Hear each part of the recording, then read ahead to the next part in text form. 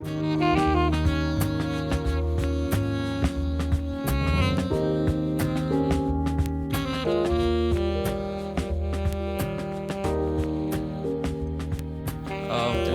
are things so bad financially for arguably some of the best musicians in the world, if not probably the best group of musicians that exists? Because New York just brings them all together, and then it's survival of the fittest. And Yeah. the ones that do regularly have a gig or that play in Yeah. New York should ideally be making a comfortable living, right? Yeah. Is that system broken too when it comes to venues, or how does this work over there?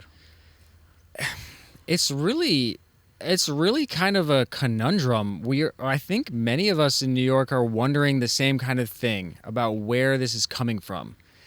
I can say that in the 12 years that I've been in New York, I've seen the rents go up in all the neighborhoods consistently. Yeah. To the point where anytime you leave one apartment that you're in, there's a good chance you may have to move to another neighborhood because you can no longer stay in the neighborhood At the same price that you were paying. Yeah. at the same price. And this is just, this level of gentrification is pushing around the entire city. And it's become, when I first moved to New York, there was a lot of stuff was going on in the neighborhoods in Brooklyn of like Williamsburg. Bushwick was kind of starting to be a scene for like a lot of independent music. I was doing a lot of like experimental free improv, noise shows, and these things mixing with dancers and theater kind of performance things. And then I used to be involved in a couple of different like house venues in that neighborhood called 1012 Willoughby, the Freedom Garden. And we put on all these house shows where people started calling us from Europe wanting to play in these basements. Nice. You know, like I'm going on tour in the US and I want to play in your basement. So word got out that this was a place to be. Yeah. And it was like, as far as I can tell, that was one of the last phases or the most recent phases when that was happening of like 2000. That was ending around 2012 or something like that. And everyone just started dispersing from that neighborhood. And I haven't really seen any areas that have been as focused as like an artistic community as that one was in the last like almost 10 years at this point. Okay. But the whole city is getting more expensive, and there seems to be like generally in the U.S. there's less funding For the arts. for the arts, True. and it's trickling. It's down kind to of New trickling York down. also.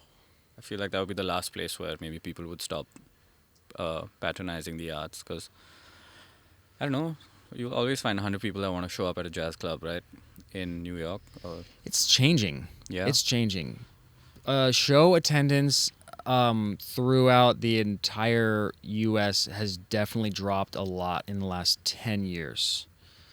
To the, in pretty much any city, there's less people going. Okay. People are more likely to just watch things on their phone. Right. You have so much access to seeing live music even on YouTube or something that you just see less people showing up. Yeah, I guess leaving the house is expensive for whoever's going out to see the show also, right? So It's just there's something is shifting in the way that people are consuming music. Yeah, definitely. But I was actually going to say, like, there's something different about the way that people are like connecting with each other. Right. Where people are doing so much like texting. I could connect with you on while I'm in India. It could be a regular SMS, WhatsApp, Facebook, Instagram. But I would rather do this though. This seems like a better way to have a conversation. Yeah.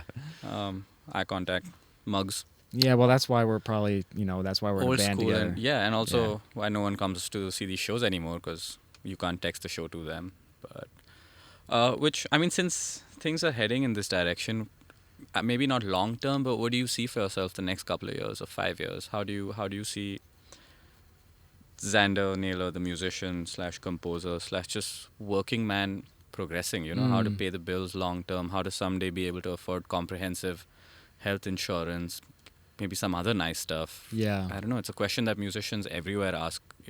Indian musicians do it all the time, where you either play twiddly jazz and make no money, or you go play some really I won't comment on the quality of the music, but you go play some Bollywood music, and then you get some amount of financial security that'll that'll keep you on par with your peers who are lawyers, doctors, investment bankers, etc., etc. Yeah. So what do you think is your path towards just being more comfortable with an income? The main priority for me right now is getting to a place where I'm spending as much of my life making music as possible. Definitely. You know, and we had like talked about having that injury before, you know, and when that came, I had moved away from making music full time. Yeah, you were So working. yeah, I started working as a gardener. I was doing all these like fancy rooftop gardens in Manhattan and things like that. For these You know, investment bankers and yeah, all the people. all the trash in the world. Yeah, No offense, Ruthwik. it's a different world. It is. This is It definitely really a different world. You know, It is. and it was cool because I got to see another side of society. I got to see another side in New York. Yeah. And I needed to have a job, and I like doing that job. But you know, right now I'm happy to say that I left that job, and so I'm kind of like I'm at a place where I'm jumping. Wait, I thought they fired you though. Don't say left like it was your decision.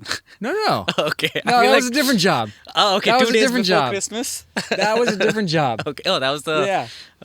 That was the one when I was working running the garbage compactors. Right. Okay. That one Yeah. they fired. That you. was only 6 months, Alright. and they laid me off right before Christmas. cool. Okay.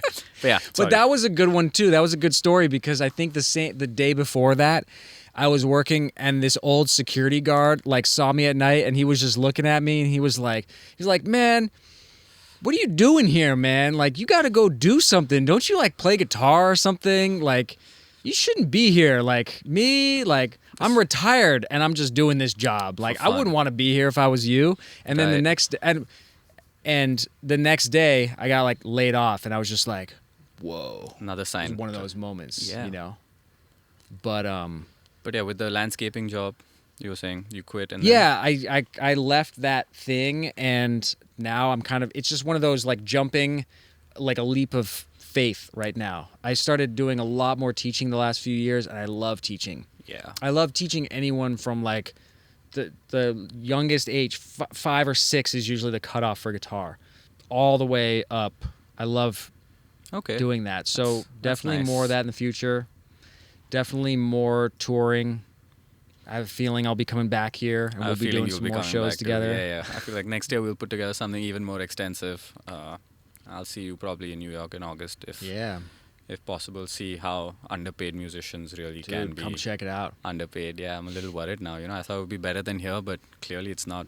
Clearly it's the same amount of shit everywhere. You know, there's no Yeah. escaping this life that we've somehow chosen.